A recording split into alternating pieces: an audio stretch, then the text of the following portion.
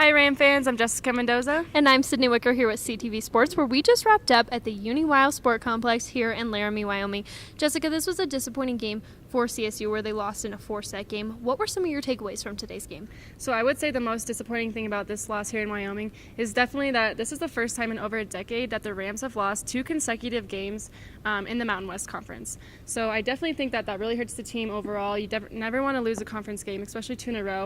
I think that's going to hurt them going forward as well. Yes, for sure. There's always a lot of high intensity when you play these Mountain West teams for CSU. But I saw a lot of emotion come out of Brianna Reynolds after the game. It looked like it had impacted her really personally. So I think that this team knows what they need to fix, and hopefully this can be a turnaround from them noticing today's game. Yeah, absolutely. After the game, head coach Tom Hilbert even said that he's really going to get those girls working in practice, and that's really all they need is just to practice and practice harder and work on the things that really hurt them today.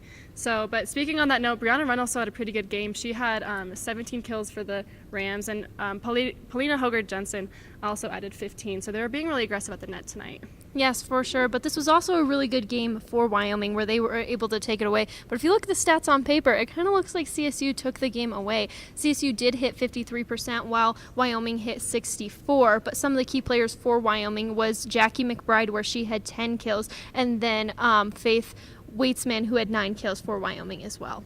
Yeah, Wyoming definitely had a really good game. They definitely put a lot of pressure on CSU's defense. They were blocking a lot of CSU's hitters, which they're not used to seeing. They're usually really good at getting around the block, but tonight it just wasn't working for them, and CSU's block coverage was not very good. There was a lot of balls hitting the floor pretty short and close to that net, and overall their defense, I think especially in the last 2 sets, they were pretty back on their heels and overall just disappointed, so I think that really hurt them overall. Yes, for sure. But CSU will return home to Moby Arena where they'll take on Air Force at 7 on Friday. With CTV Sports, I'm Sydney Wicker. And I'm Jessica Mendoza. You guys have a great night.